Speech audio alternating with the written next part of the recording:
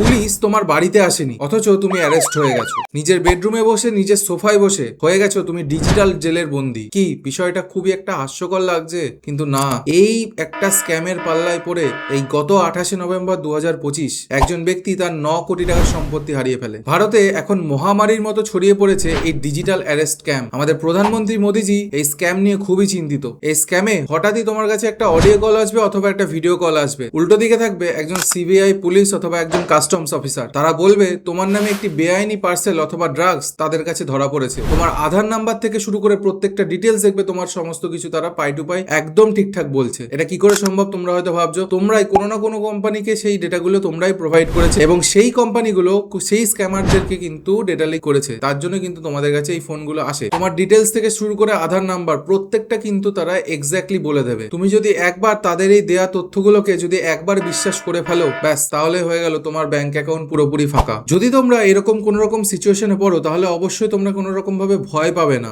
ভয় না পেয়ে তোমরা শুধু এইটুকুনি কথা মাথায় রাখবে যে ভারতীয় সংবিধান অনুযায়ী কোনো পুলিশ, সিবিআই অথবা কাস্টমস অফিসার বা কোনো রকম তদন্তকারী সংস্থা তারা ভিডিও কলে তোমাকে জেরা করে না অথবা টাকা চায় না। ভিডিওটিকে শেয়ার করে প্রত্যেককে সচেতন করো, যাতে কোনো মানুষই এই স্ক্যামের পাল্লায় পড়ে নিজেদের সর্বস্ব না হারায়।